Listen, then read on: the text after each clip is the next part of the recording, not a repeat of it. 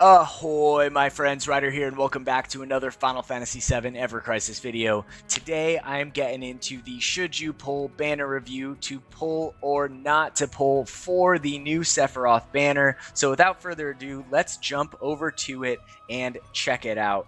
I'm just going to preface this video with the thought that I would say that for the majority of players, this banner is an easy skip. We have much better things on the horizon, guys. What's most alluring about this banner right off the bat is the fact that it's going to be probably relevant in the crash fight coming. However, it's not. I don't think that it's going to be absolutely necessary for the crash fight. And just to add another point there, I think that these weapons will be definitely super helpful for Ramu when he drops in August, but they should be wishlistable by that point in time and added to the main draw pool. Now, that being said, which is like my main take on it, there might be some of you where this banner is worth pulling for. So that being said, the first thing I want to do is actually check out the animations. So Sephiroth's honestly super sick. I love the vibe going on for him here. It looks like he's going snowboarding. The weapon looks like Raiden's weapon from Metal Gear Rising. Thank you, who corrected me on that one. But I freaking love it. I think it looks really cool, and it's just overall pretty sick. So let's look at the costume itself. Now, from the actual wallpaper, I feel like he looked more badass. But once I get into the actual like thing going on here, I feel like it loses a bit of its zest for me. So like I like the upper like white jacket here with the fluffed collar and like the kind of, you know, this is like a very kind of Japanese style right here to have these like flared out sleeves going on for the costume. But honestly, it looks pretty wicked. Like I like the whole thing. The fact that it has a Shinra mark on it though, I mean, I guess Sephiroth is still working for Shinra at this point since he's young Sephiroth. So yeah, I guess I could see him doing this since he's not adult Sephiroth yet. But all right, we'll just have to let that slide. Other than that, it looks like I don't really know what this is going on right here. This kind of just looks like he's wearing like a little skirt. I'm not gonna lie, guys. Like from the back, it looks like he's kind of wearing a skirt. It is kind of like an interesting kind of like quarter cloak thing, but I think like more of like a long cloak thing would have looked better than this. I feel like the top half of this costume is super on point and solid, and it kind of falls away in the bottom half of the costume. He's got like these kind of suspender slash breeches going up to his belt, but it really looks like he's just kind of getting ready to like waft through or wade through some like deep water here. But other than that, like the sword itself, guys, I really like the sword. I think it looks super sick. I like the animation on this ability. It looks cool. It reminds me of Saito from Rurouni Kenshin, where he's like, I don't know if you guys know who I'm talking about, but he's a super badass swordsman from Rurouni Kenshin, old school anime back in the day. But yeah, that being said, aesthetically, it looks pretty good. I'll give it like an 8 out of 10 or like a 7.5. The weapon's solid, though. It looks really freaking awesome. So that being said, let's jump over and look at the actual banner itself. So it is a normal banner, so there are no extra copies of the weapon here, which is unfortunate. I honestly feel like those extra copies should be added to all banners in the future. It's still hard to get OB6 even without them, which is kind of unfortunate and something that I think Applebot needs to kind of turn over on, because sometimes if you just get bad pulls, it's just like so heartbreaking and can really mess up your account, which is super brutal, I think, in my opinion. All right, so other than that, let's look at the costume first. We have the Natant jacket here, which is a buff debuff extension. It's not the Arcanum version. It does not have the plus, right? Which by itself is going to get you 40% effect duration.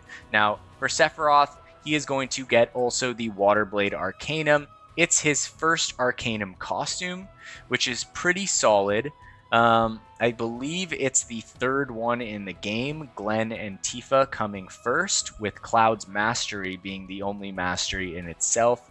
However, I think that there's probably going to be very few times that you're actually running this on Sephiroth. He doesn't strike me as a like mainstream imperiler for most of his builds for his kits that are coming out in the game.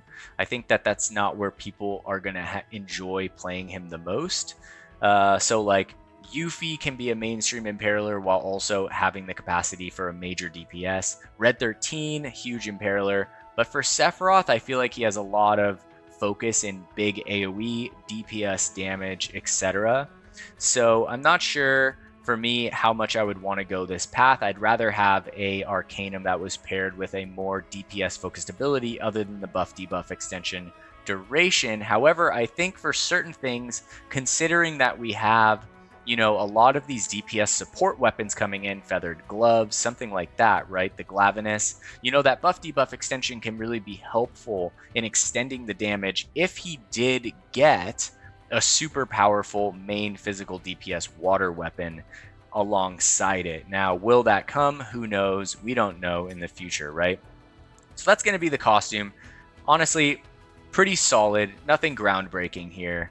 A lot of characters in the game have water in peril. There's Zack, there's Red 13, there's Kate Sith. I believe those are the main three. So it's not like Sephiroth is bringing this new mechanic into the game that no one else can do. Other characters can fulfill this, but however, can they fulfill this while also having the capacity of doing 700% physical damage with a high imperil, and that's at OB10, but no, there isn't. He stands alone in this regard. The weapon Tempest, which is honestly a really sick name. In the book series I write, one of the gods, her name is Tempest. She's the goddess of the wind. P.S. My second book just went live a couple days ago. Those of you that want to check it out, there is a link in the description below. But other than that, Tempest here, pretty sick weapon. Honestly, this to me seems like a very wishlistable weapon. Even at base 5-star, it's still going to have the capacity of going high, which is super important, I think. And especially a great weapon because even at base 5-star, it makes the weapon usable, which in my opinion is, a super important aspect for whether or not you should be going after these weapons. Weapons that are kind of locked into OB6 and above, that's where it really gets a little bit tricky. Now, the question is, do you pull on this banner? And if we take this thing to OB6, right? Because it's not going to hit high on the first tier until OB6. So this would be something that you would be shooting for OB6, although I think even just a single copy of this is going to work great. I mean, we saw that Red 13's Silver Collar worked really great in the Gallon Balor Humus fight. But after that, we haven't used it at all. So I'm guessing that even a single base copy of this weapon is going to be useful in this fight to come. The question that I have is, what do you pair this with on Sephiroth? Red 13 had a bunch of other weapons that worked with the Silver Collar. I'm not exactly sure if Sephiroth, even with this more damaging weapon, is really going to replace some of the other characters. I mean, you get the extra damage out of it, and this is only talking about one single event, guys.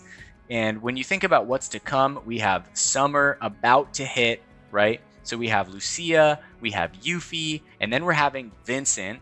Vincent, there's a very good chance, as being a big and popular character that Vincent is, that he brings a new mechanic to the game. This is not a new mechanic. It's just a better version of something that we already have, right? So I think that saving for the new mechanic things are important.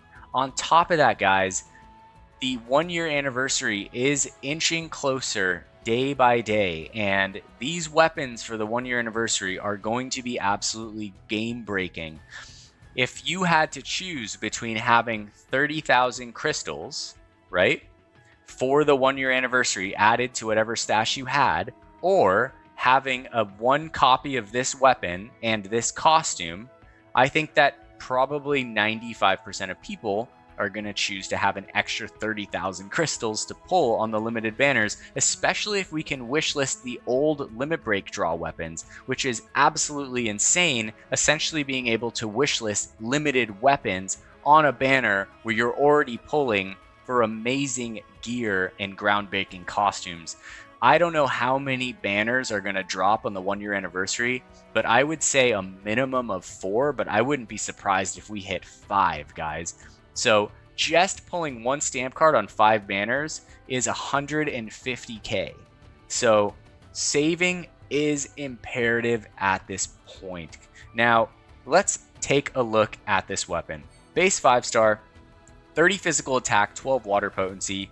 The support materials here: physical ability plus 20%, physical ability plus 20%, and a sigil boost break right here. So they are wanting this weapon to run in the main hand for Sephiroth. I mean, the fact that it gives a high imperil and also does 700% damage, I'm not exactly sure about the specs on like how much damage a low tier, mid tier, or high tier imperil actually add. So if you guys actually know that calculation and what percentage it actually adds to damage, that would be nice, right? Because if it was like 10, 20, 30%, we could configure essentially at max level how much this weapon would be adding. So if a low tier imperil gave a 10% damage boost, then at OB10, this would be doing 770%, 840%, 910% damage, which is actually super good, right? Which would make sense why this would be a weapon to be slotted in the main hand, which now I'm starting to see, you know, how actually this is pretty good. But I still think, guys, that every single week, or almost every single week leading up between now and the 1 year anniversary, between now and Vincent, they're going to be dropping things like this that everyone is going to be wanting. The idea and their base marketing strategy for moving towards the 1 year anniversary is going to be to bait. So if you don't have any water imperiling weapon in your guys' build, and you're looking to get one, then yes, this is a great banner to go on. But if you have the Black Whiskers at OB6 or above, if you have Red 13 Silver Collar, I think that you guys can safely skip this. You might not necessarily be able to take down the Crash, but the Crash is typically a whale territory thing anyway, meaning that most people will assuredly be pulling this weapon, if not to OB6 or OB10, right? So that being said, if we just take a last look at the stats here, boost for physical attack to 46, which is standard. Boost water potency to 39, which is standard. So nothing out of the ordinary here. A fantastic weapon. I'll give this thing a solid 9 out of 10. If it had like 62 physical attack, it'd be a 10 out of 10 weapon. But that being said, guys, I just can't honestly, realistically recommend pulling for this weapon, considering everything that we have coming in the future. So that being said, if you guys are pulling for this weapon, if you're going for it because the costume does look pretty badass, I wish you guys the best of luck out there. I hope you get 10 copies on your first pull, and then you share it with me in the Discord so that we can all cheer about it together. All right, guys.